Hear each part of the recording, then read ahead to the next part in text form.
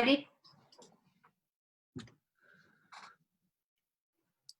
I think we can start now. Okay. Okay. Should I start, or are you going to say something, or? Yeah. Okay. Katja, are we recording? Sorry. Just.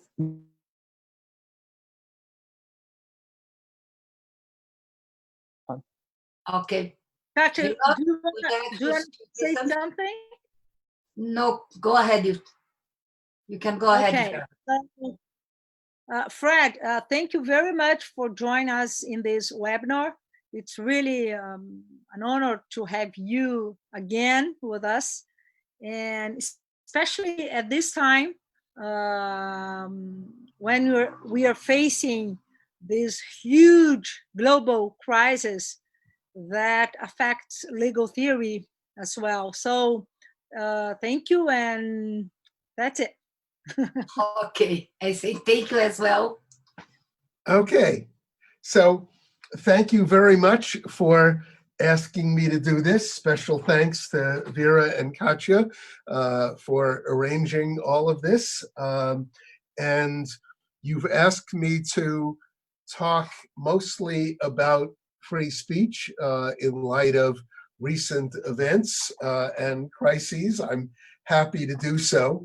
So let me start by just mentioning that the three traditional justifications for freedom of speech, or as some call it, freedom of expression, are personal liberty as an adjunct or part of democracy, and third, the search for truth.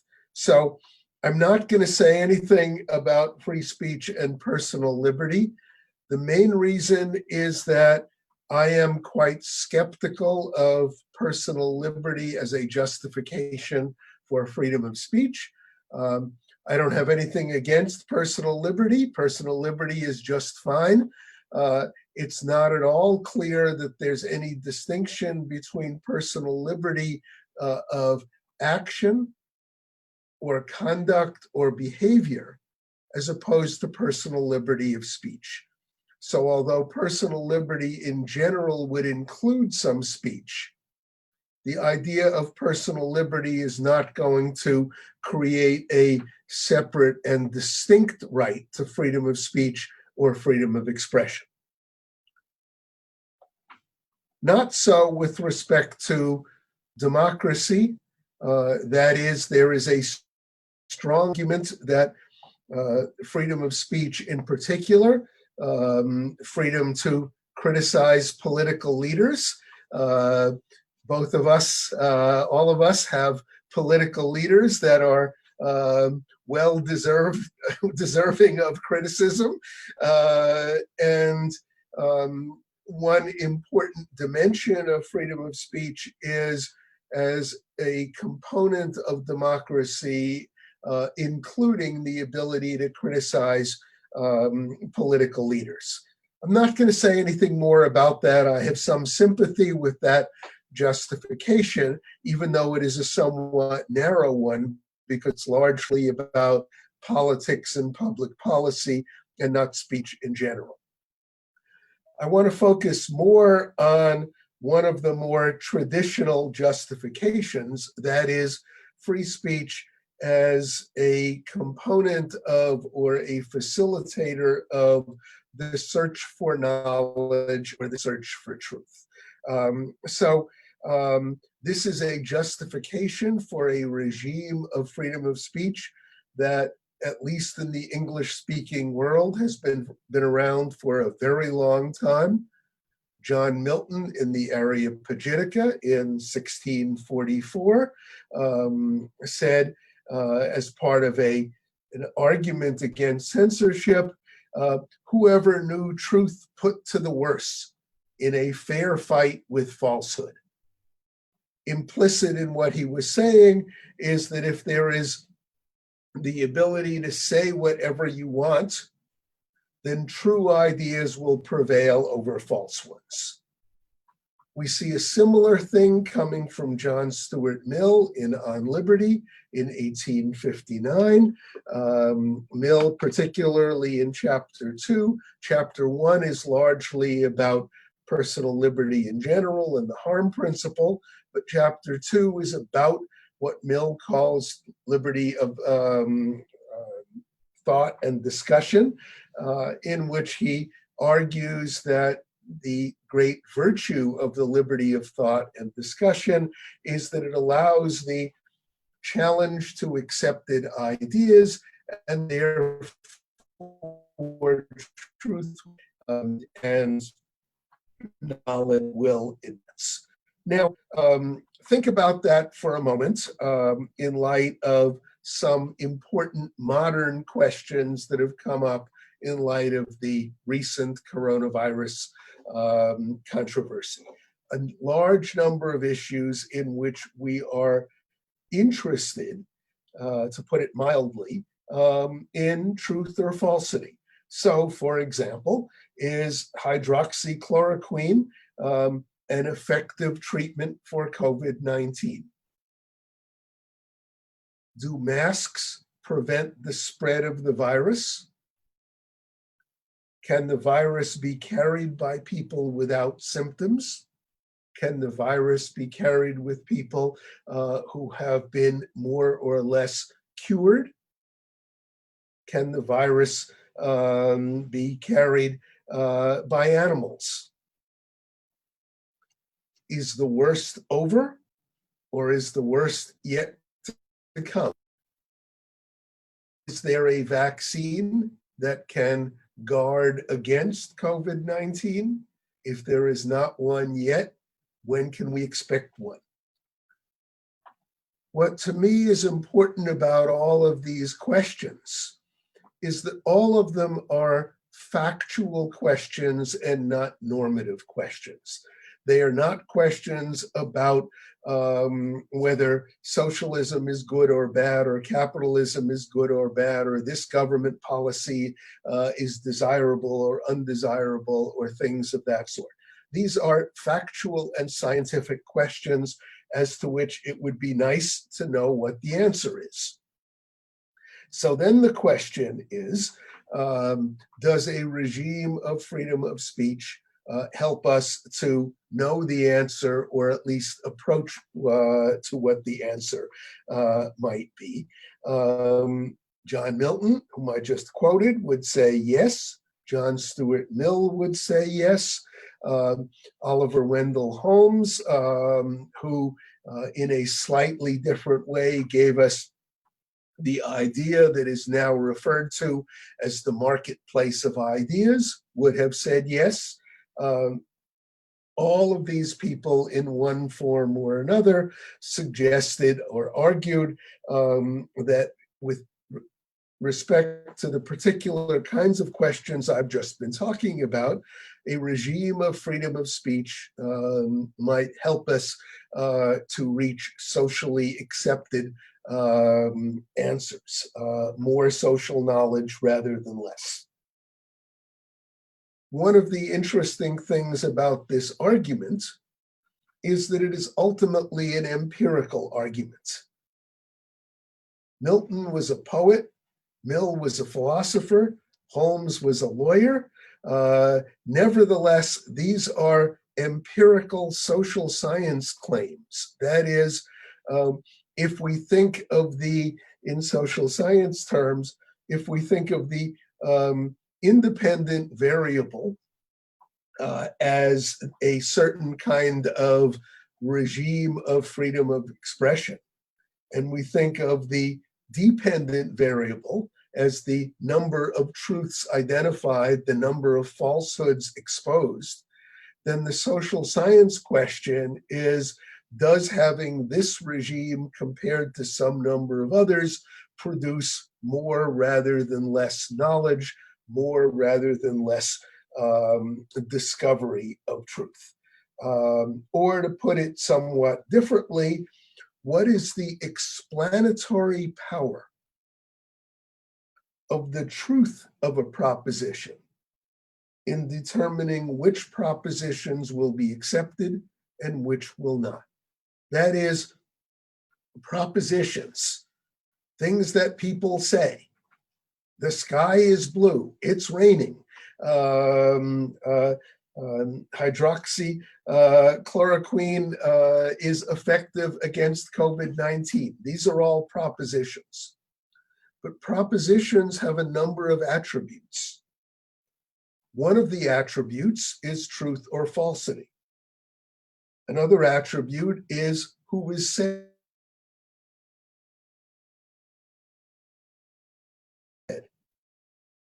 Still another attribute is in what form is it said? Is it said electronically or with pictures or on television or in the movies or in a book or in newspapers and so on? Still another attribute is the proposition consistent or inconsistent with the prior beliefs of some listener or some group of listeners? Still another attribute is does a listener or some group of listeners want it to be true or want it to be false? What the social psychologists refer to as motivated reasoning. So what we have here is a list of attributes, and I could add to that, only one of which is truth or falsity. So then the question is, how much explanatory power does the truth or falsity of a proposition have in determining which propositions will be accepted and which not, compared to all of the other ones I've listed and compared to some number of others that I could have listed but didn't. So, as should be obvious from the way that I have just put it, it strikes me as not self-evident, an open question whether the truth or falsity of a proposition has a significant amount of explanatory power in determining which propositions are going to be accepted by a population and which are going to be rejected. Related to that is a different way of looking at the same issue. It's certainly the case that a free speech regime allows a greater number of truths to circulate. But it also allows a greater number of falsehoods to circulate. So we have two questions. One, what is the ratio of truth circulated to falsehood circulated under a regime in which there is no restriction or little restriction? And the second question, what are the harms of not knowing the truth? That is, when you don't know the truth about something, that's a harm. How much of a harm is it with respect to this or that truth? But there's another harm. There's the harm of believing something that's false. So one of the things we would want to know is when we allow truths and falsehoods both to circulate, what is the ratio of truths and falsehoods that are going to circulate, and what are the harms that come from let me put it somewhat differently. What are the benefits that come from people understanding or learning about truths, and what are the harms that come from people coming to believe things that are actually false? Or to put it somewhat differently, there are harms that come from lack of information, and there are harms that come from misinformation. All of this relates back to this question, relates back to the psychological question of when people are presented with an idea Do they accept it or reject it? And if they accept it or reject it, do they accept it or reject it because it is true, or do they accept it or reject it because of who says it? Do they accept it or reject it even if it's false? If a president says it, to take a non-random example, do they accept it or reject it if they would like to, if they think it would be good for them if it were true? It's a nuisance to wear a mask outside. And if it's a nuisance to wear a mask, you go outside, perhaps most of us would like it to be true that masks don't make a difference. But wishing doesn't make it so. And what the psychologists tell us about motivated reasoning is that people often evaluate truth and falsity in terms of what they want to be true and what they want to be false. On top of all of this, there are some very disturbing recent psychological and empirical social science findings. That is, let me now, or at least give you the title of a very recent, last couple of years, article in a journal called Psychological Science, one of the leading empirical psychology journals in the world. The title of the article is Debunking, a meta-analysis of the psychological efficacy of messages countering misinformation. That is, it is an examination of the studies that look at the question of when there is misinformation out there, when there is falsity out there, when there are lies out there, and then when somebody says, no, that's not true, what effect does that have on the extent to which people believe something that's false? The disturbing finding is that the presence of debunking information, messages that counter misinformation, increase rather than decrease the amount of misinformation.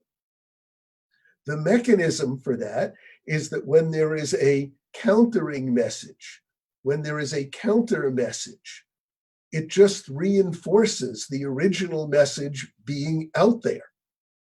And when it reinforces the very fact that the original message is out there, that actually, at least according to this study and some number of others, increases the percentage of people who actually believe what's false. That is, pointing out that something is false highlights, punctuates the false statements.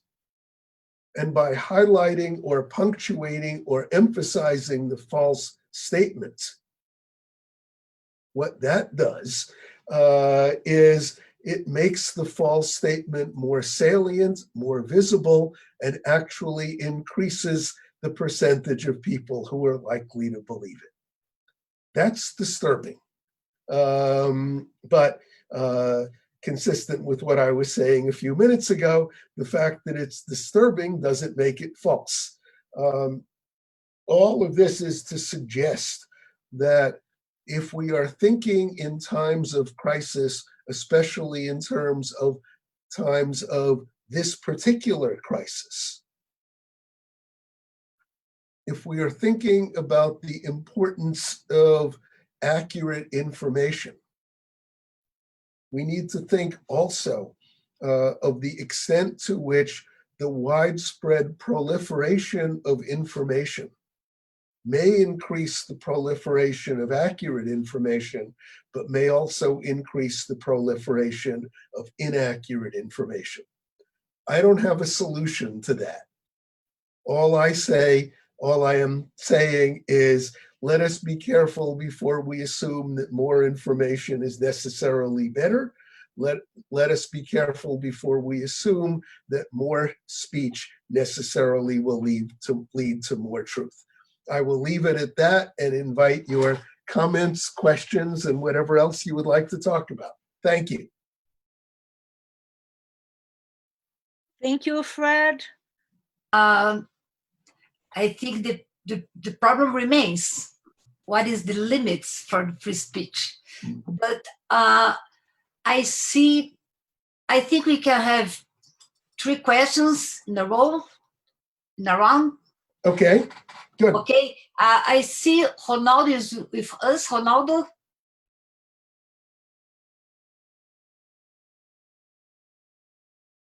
Should we start with you, if you want to? Yes, very nice to talk to you, Professor Schauer, once again. Yes, And happy to do it. Well, I have actually 2 questions. The first one is connected to the context in which you were trying to separate some variables that are relevant for discussing the fake news. And when you were describing this variables, I remember a commentary made by Timothy Garton Ash, that book on principles for an interconnected world, in which he tries to point the fact that the phenomena of fake news shouldn't be considered something that has ever happened in history, because what we face now is the distribution of information through methods, through circuits that were not available in the past. So lies in politics, something that is definitely not new in Western culture. However, the way by which you can promote food, the way by which you can, for example, increase the velocity of the information through robots and through many echo chamber kind of circulation of information. That's what is specific, and that is somehow one of the most important challenges for any discussion. Oh, sorry.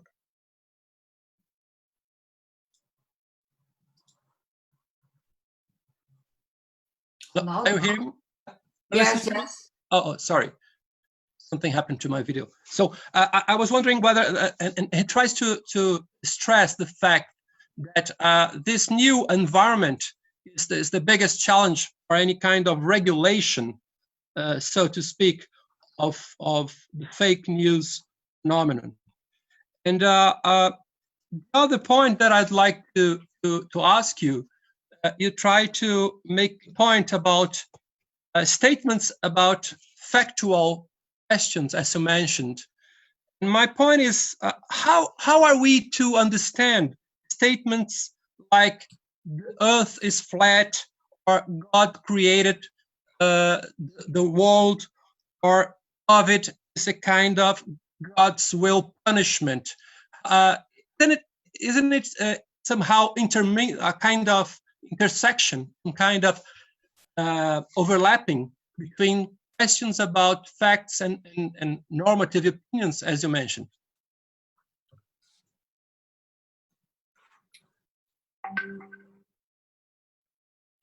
Wait, one more. Guilherme Almeida.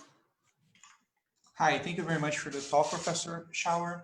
I just have, a very brief question, and I'm not sure whether or not you're going to be able to provide me with an answer. But you have this paper from 2010 called Facts in the First Amendment, and many of those issues are already discussed in it, even though it's 10 years ago and it vastly predates all of those debates about fake news.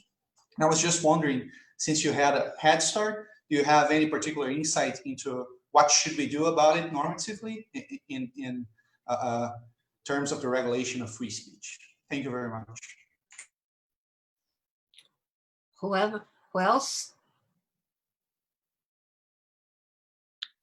I think we can start with these two questions, and if we have more time, then we go ahead. Okay. Okay, good. So all of these questions are in important ways about the same thing. One of the interesting things about the phrase fake news is that the phrase suggests that there is something intentional about it. And it is certainly true that intentional falsity is a serious problem. But when we think about fake news, when we think about falsity in general, we might want to distinguish the question of whether it is intentional from the question of, is there falsity out there, whether it is intentional, accidental, negligent, or whatever. So with that as a background, it is certainly the case, to respond to the first question, it's certainly the case that the internet, social media, Zoom, and all forms of all of these other modern forms of technology make it far easier to distribute falsehood, but also make it far easier to distribute truth. And in a way that reinforces what I was saying earlier, that although the fake news phenomenon and the internet and social media and electronic devices in general increase the flow of information, they may be agnostic about whether that's the flow of true information or whether it is the flow of false information. And ultimately, the social decision that has to be made is the increase in the amount of distribution of false information such a problem that it is worth some forms of restriction that would restrict the amount of true information. Conversely, if we think it is a good idea to make sure that there's more true information out there, then we are going to have to accept the fact that there will be more false information as well. In that sense, the internet, social media, and the like are like a microphone. They increase the phenomenon, but it's not entirely clear that they increase the phenomenon in the direction of more truth or more falsity. They may be, as I suggested, agnostic about this. So that leads to the question, both the second and third questions, about what should a society do about factual falsity. The classic theorists of free speech were not thinking very much about factual falsity. Indeed, when John Stuart Mill was writing on liberty, he made it very clear that what he was saying did not apply to verifiable scientific truth or verifiable scientific falsity, and he made reference to the truths of mathematics. Whatever we might think about the truths of mathematics, Mill said, the things that are true or the things that are false are not necessarily going to be, or the truths are not going to be advanced by the free trade in the ideas of false mathematics, or a free trade in, for example, the notion that the earth is flat. So as the last question mentioned, I first started writing about this about 10 years ago, before it was fashionable. It's become more fashionable now. The US is an extreme outlier on this question. There was a US Supreme Court case, I think it's about 4 years ago, called United States versus Alvarez. Mr. Alvarez, who was running for a local office in an election, said that he had been awarded the Congressional Medal of Honor, the highest military honor available in the United States. That was false. He had not served in the military. He had not been awarded this medal. He said something demonstrably, provably, factually false, and knew it was factually false.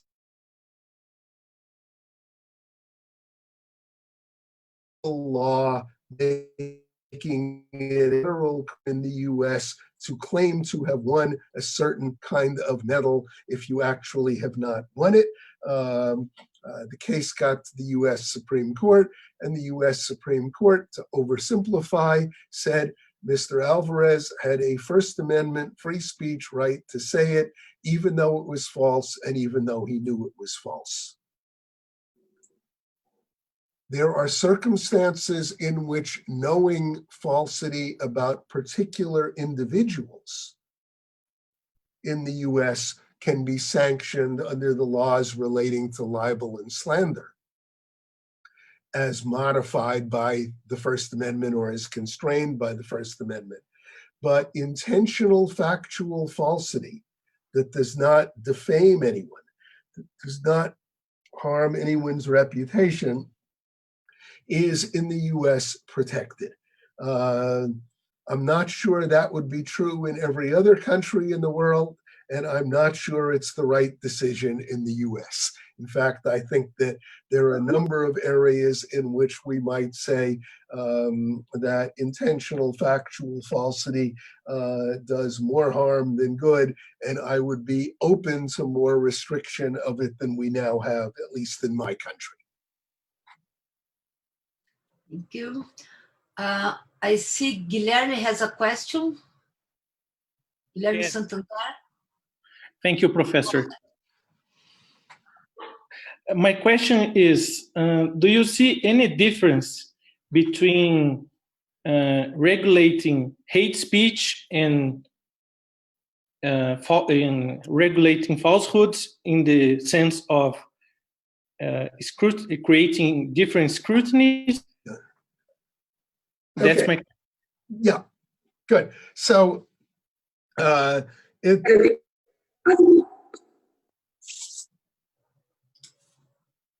oh, should I respond or do you want to take another question?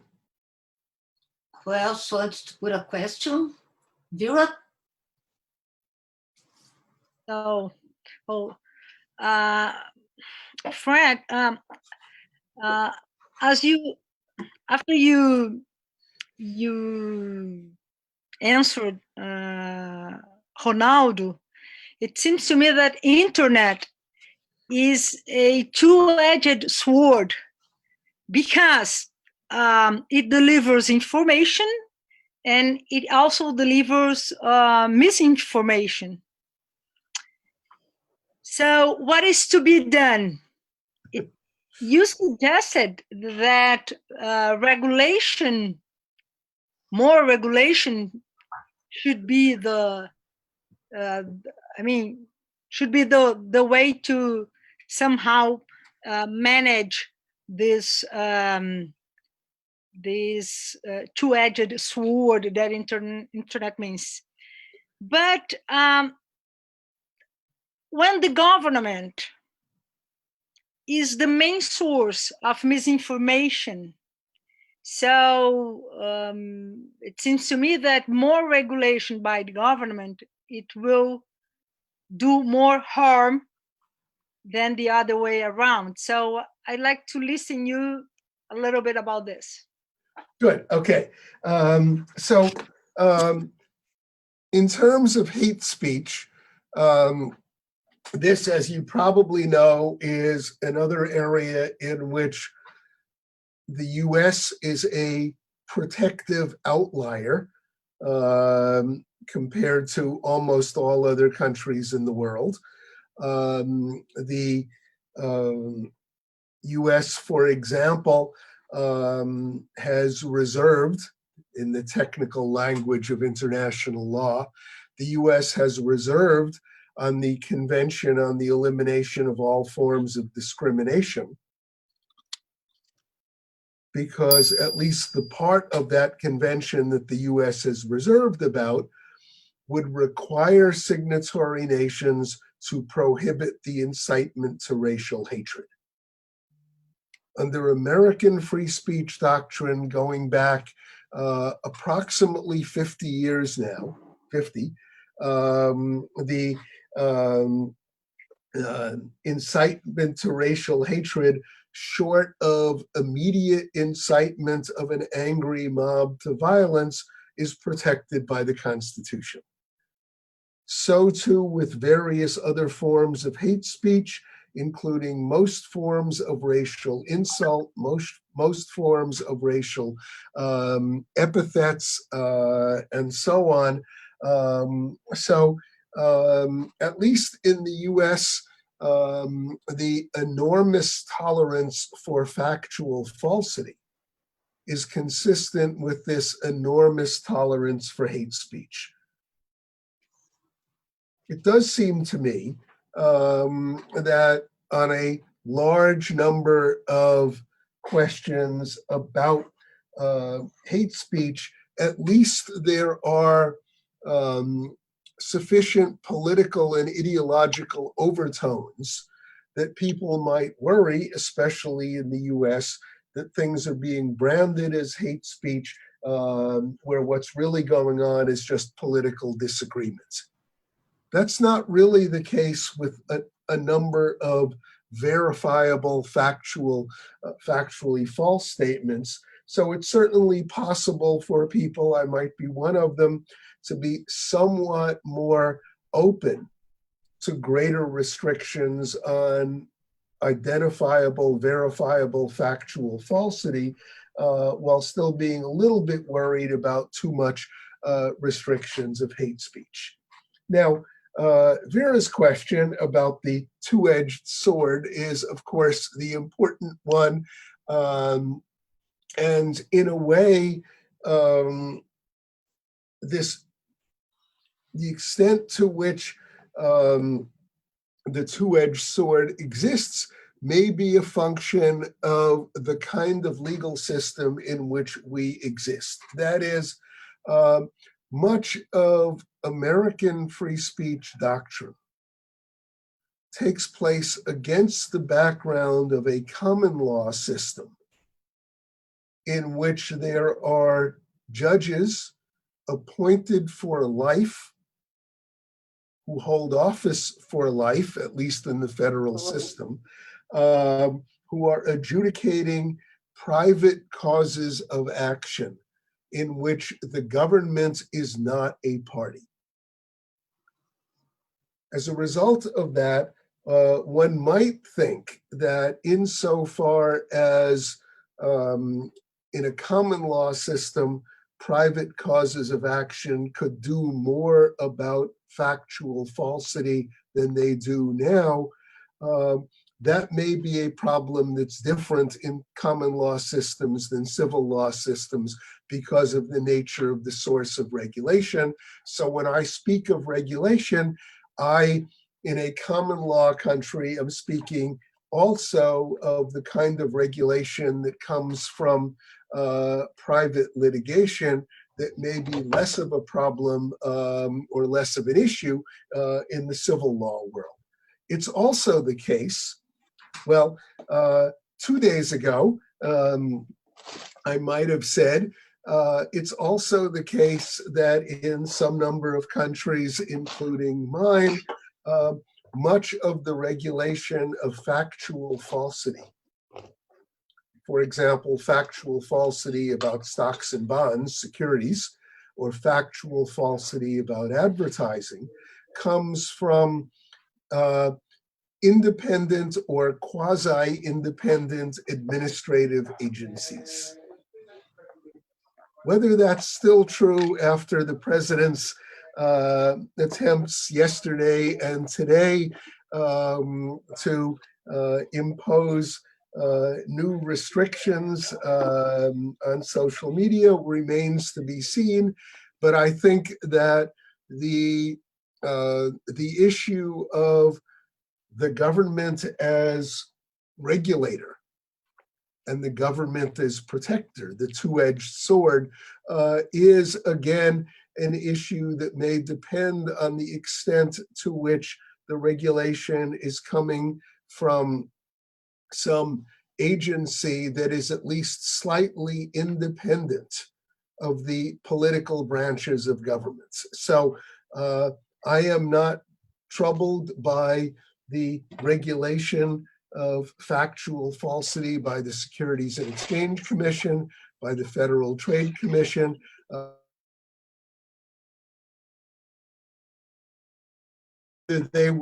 Whether they will remain so in the U.S. and what I don't know, and whether they are independent of the government in other countries, I know very little about. Thank you. Thomas, you want to put a question? Yes, thank you, Katia. Hi, Fred. Good to see you. I would have a question that's related to Vira's question. What happens when the person who lies is an official who has authority, and he claims to use this lie as a ground for his authority, as part of the justification for his power to, or his rights to rule upon us? Consider, for instance, the case of Bolsonaro, who claimed that we should change the leaflet of the medicine chloroquine to inform that it would cure, or that it could be used for COVID-19. So is this a threshold case that would allow us to claim that this is objectively wrong and that courts should interfere in this kind of speech? I will have another example. The Ministry of Education claimed that the public universities produced narcotics in campus, and there was absolutely no ground for this claim, and he wanted that as a motivation for his policy to cut the funding from the universities. Are these those cases that would possibly allow a more strict interference in the free speech? Thank you.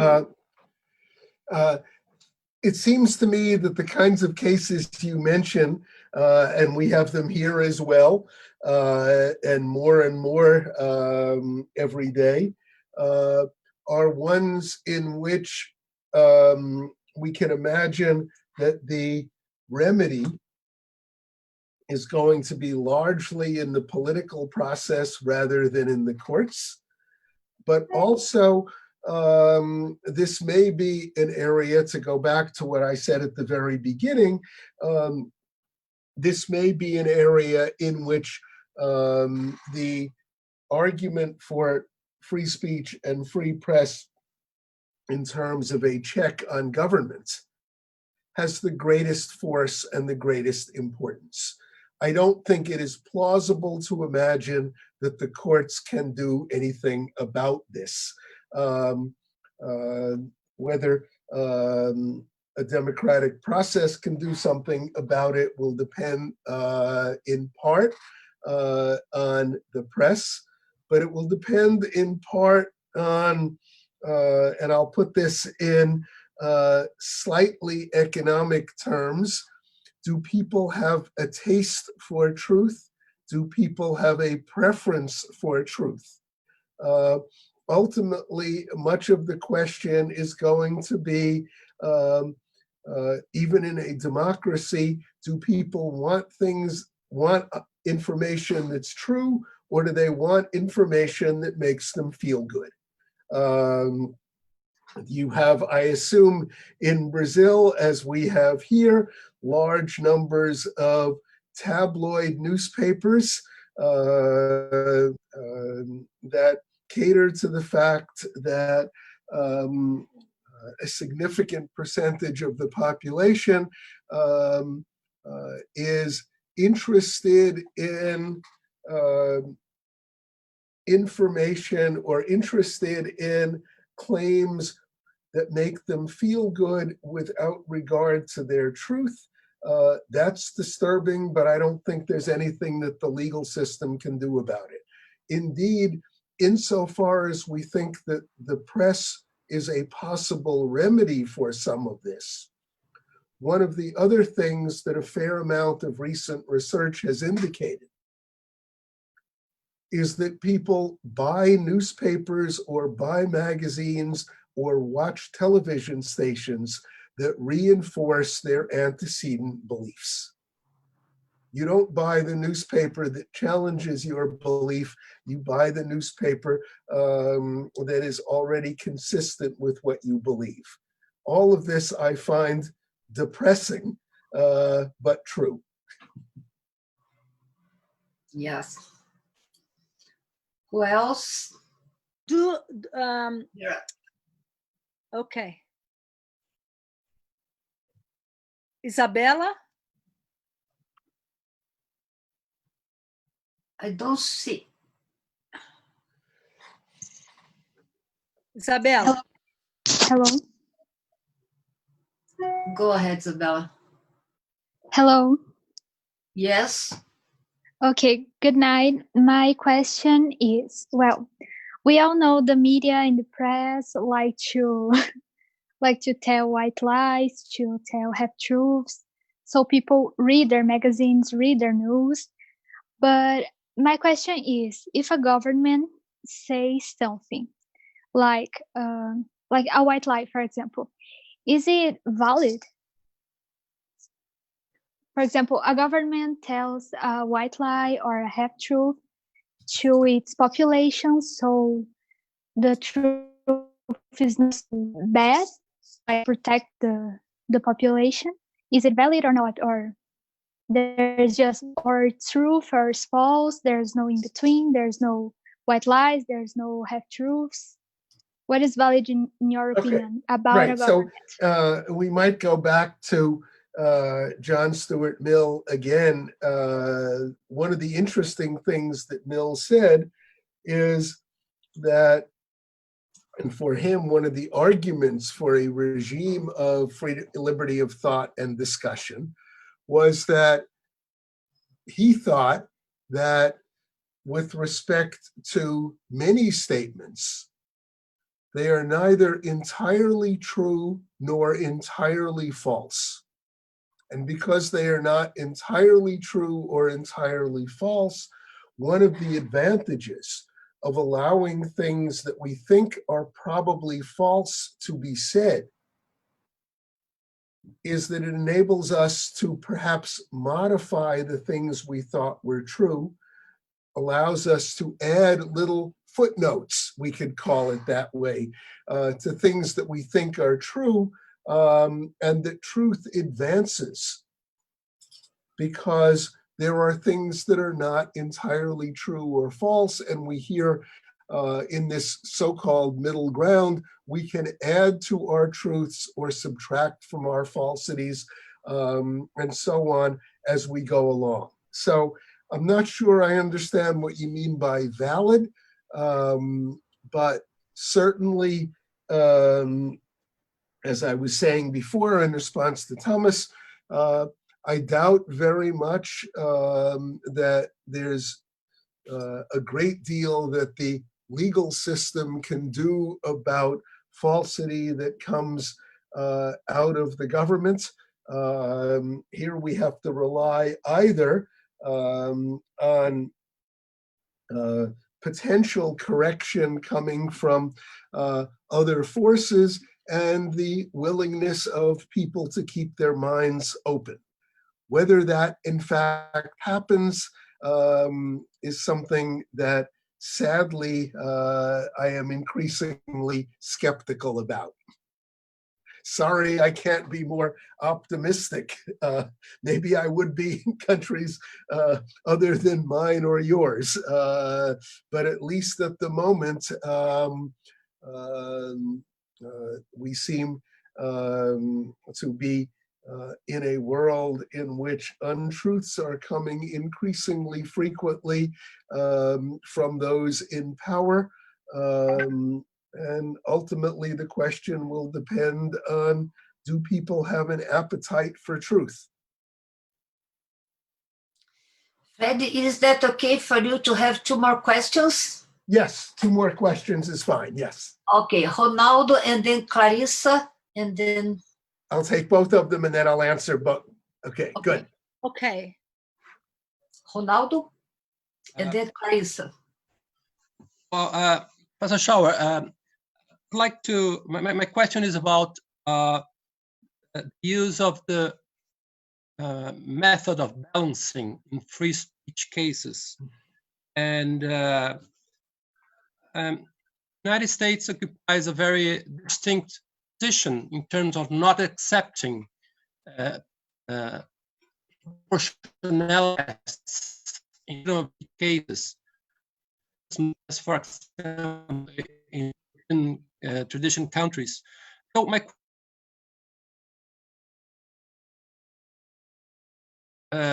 point and a normative one. Descriptively, I'd like to know whether you believe that US is moving towards more towards accepting proportionality tests in freedom of speech cases. Normatively, I'd like you to say something about your opinion about the correctness of this method for understanding, arguing freedom of speech cases. Okay. Maybe you should take the Clarissa's question, Fred, before answering. Clarissa? Hello? Yes. Yes. Go ahead. Okay.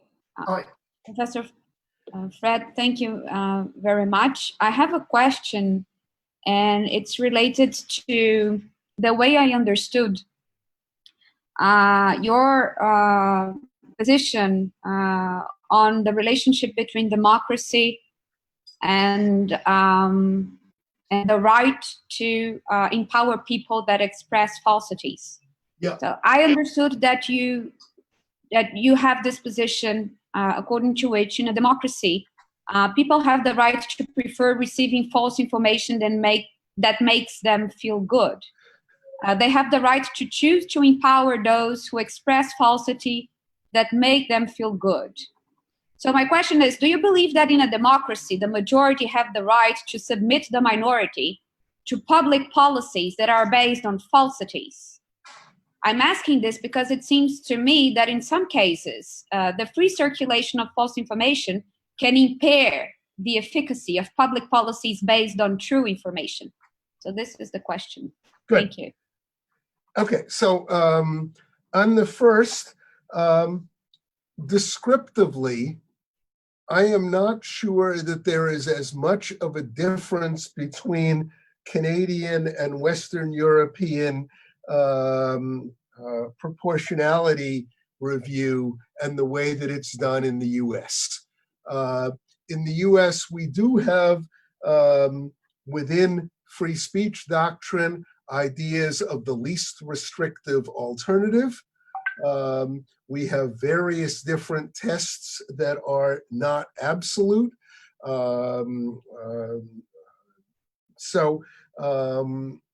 It may be more a difference in terminology than anything else.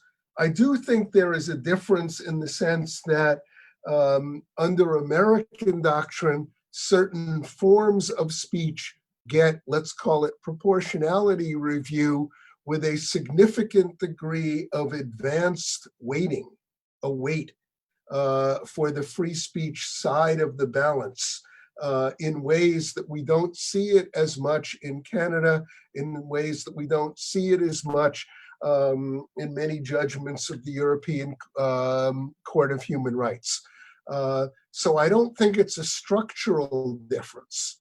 I think it's really a difference in terms of to what extent in the proportionality review will there be categories that weight the review very heavily on the free speech side. So descriptively, I don't think there's that much of a difference. normatively, a lot of this depends on how much we trust the judges. I keep using Canada as an example. Canadians love their judges. They have an enormous degree of admiration, respect, veneration for the Supreme Court of Canada and their judges. They are willing to trust judges to engage in pretty much open-ended, balancing kind of inquiries.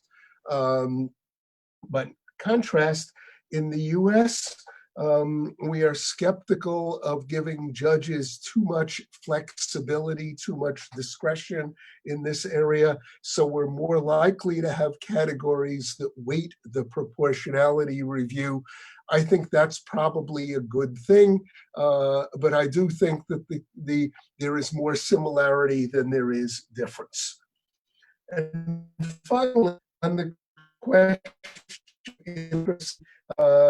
do people have the right to do this? I think you may have understood making more a normative claim than I was. I was largely talking about what the research from the social scientists tell us. I wish people didn't have a preference for falsity. I wish people didn't have a preference for ideas that or facts that were consistent with their previous views. But the psychologists and the other empirical social scientists tell us otherwise. So it's not a normative statement. It's a conclusion from much of the scientific research. What we can do about it, I'm not sure. And I wish I could give a better answer. Maybe it goes back to, in some form, education. How do we inculcate an appreciation for factual truth? I wish there were more of an appreciation of it. I'm not sure we have it. So thank you very much. I wish I could be doing this in person. I look forward to returning in person if you will have me and if the coronavirus will let me, but this is better than nothing. So thank you very much. Thank you very much, Fred. Thank you for being with us, for everyone. Vera? Thank you, Fred, and I'm sure we'll meet personally next time down here in Brazil. So thank you very, very much. I hope so. Okay, thank you. Obrigado. Bye. Obrigado. Just remember, Ronaldo will be with us next Tuesday at 6 p.m. Bye. Okay.